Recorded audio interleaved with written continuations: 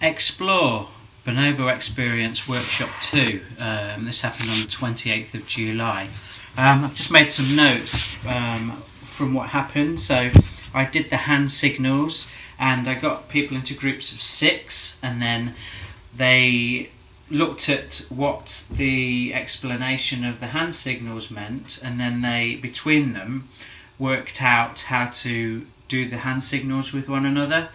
So I gave them about probably about 5, maybe a bit more minutes on how to do that, and then brought everyone together, and then 2 people from each group demoed the action. So one person came and communicated what the hand signal on the card was, and then what happened then was that they demoed it for the rest of the group, and then that went round. So there was several there was about 9 or 10 demonstrations. That took around 10 minutes. I was getting nervous and frustrated that it was a bit boring, and that lots of people were saying, well, you could tell that people were saying, well, that hand gesture is almost the same as that one in what it means. And basically all they mean, all of them, is turn around, or, they're just open signals for asking for sex. So I felt a bit insecure around that, but I don't know what other people thought until I read all of the feedback forms. And I've got a lot of feedback forms this time, which I'm quite impressed with. I mean, there must be 20, which is, it's great for the work to justify or to sort of quantify and pull together the work that I'm doing. This one I introduced food, so got bonobos into groups of 6 again, and I explained to them beforehand that I'd tap one of them on the shoulder, and they would be left whilst all the others are eating. So in groups of 6, they'd all be feeding one another and not themselves, and then they would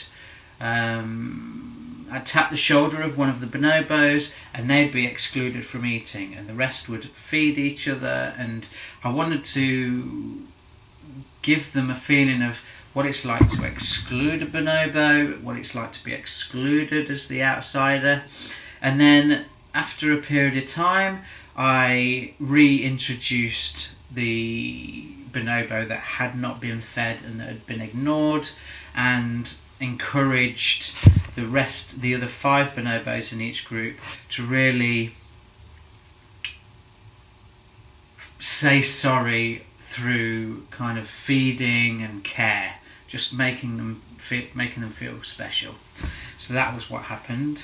I had the best ever birthing ritual on workshop 2 at Xplore. I think I learnt from the first one when the heartbeat was too loud, and one person complained right in the middle of right towards the end of the bonobo birthing, which I found really annoying when I found out later that this person runs workshops as well. So I was like, if that was me, I would probably not try and bring too much cerebral conversation into a process that is everybody is trying to sort of at least shelve their humanness. So this time I stayed in one place, I closed my eyes, and I really visualised the process myself as much as possible, and then gave pointers to the participants. So I imagined the jungle, I imagined the trees, and then invited them to try and find their jungle and their trees, suggested that there may be a river around, or just painting a picture for them, and then they could kind of sort of orientate themselves in that sort of space. And then talked about mother, and then the mother, find the mother, and then once you've found the mother, the heartbeat is then her heartbeat, and she's got sisters and female companions that are taking care of her at the time. And then the contractions again, sort of contractions beginning slow and then more frequent, and encouraging them to either physically or mentally kind of imagine themselves being moved around inside the mother bonobo so that they can come out the birthing channel. So yeah, it was a really good workshop, and yeah, I was really surprised at how much I enjoyed that one after doing the one the night before that was really intense. So yeah, I'm really happy about it. Thank you.